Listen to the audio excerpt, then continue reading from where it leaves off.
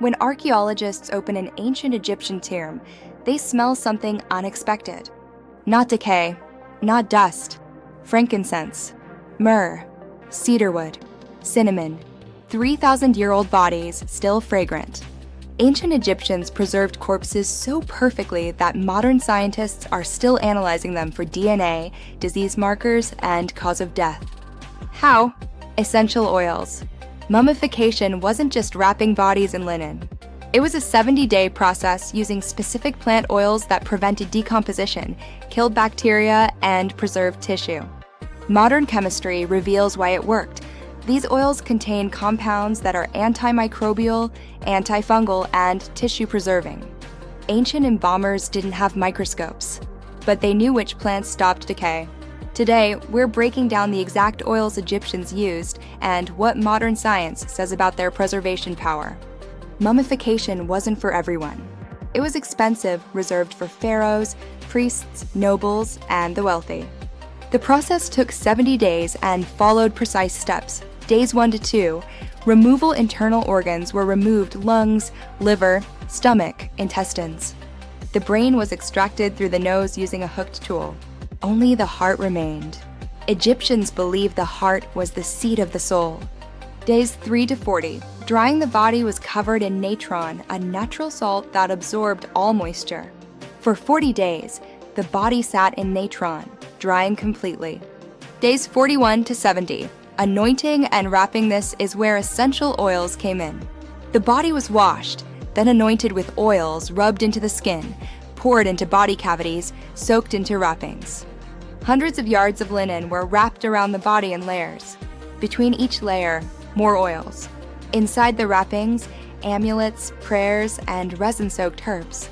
By day 70, the body was completely preserved, ready for eternity. But here's what's remarkable.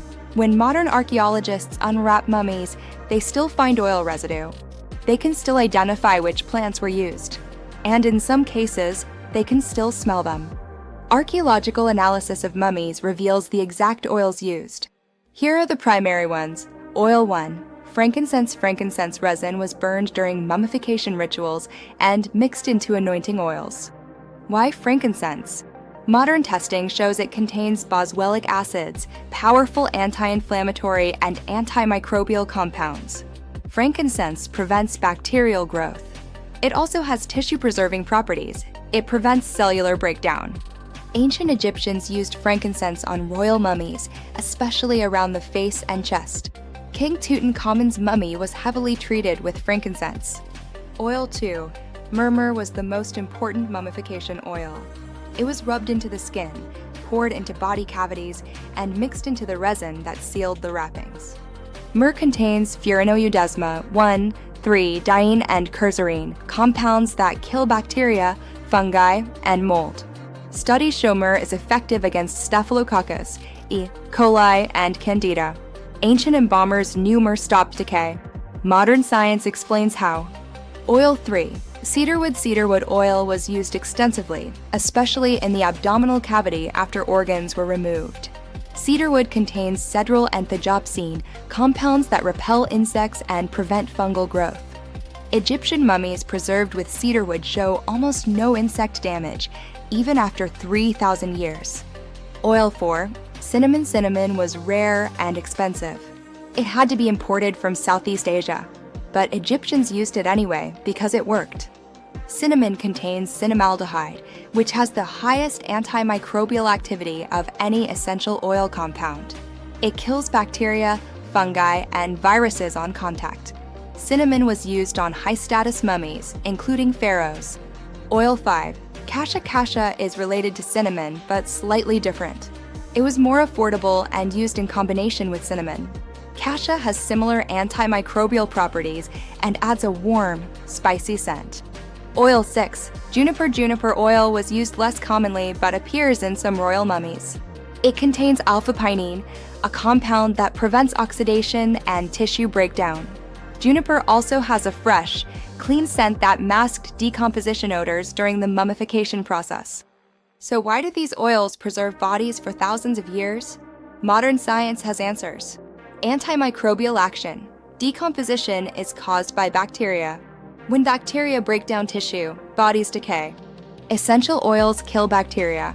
Frankincense, myrrh, cinnamon, cedarwood, all of these contain compounds that disrupt bacterial cell membranes.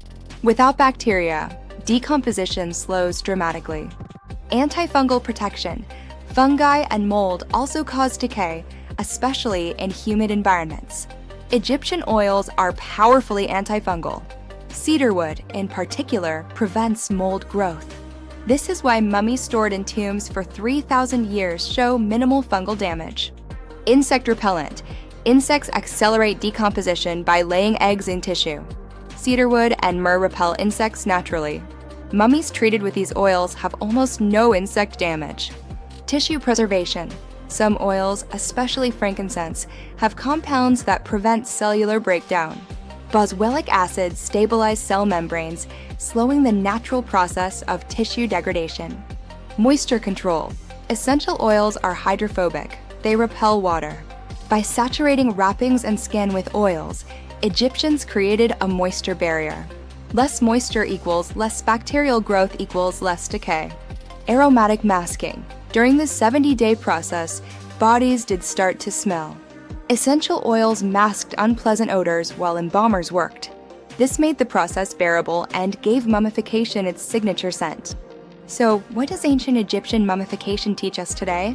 These oils don't just preserve dead tissue. They preserve living tissue too. Modern use is anti-aging skincare. Frankincense and myrrh are now used in high-end skincare. Why? Because they preserve cellular integrity. The same compounds that prevented 3,000-year-old mummies from decaying also prevent skin aging.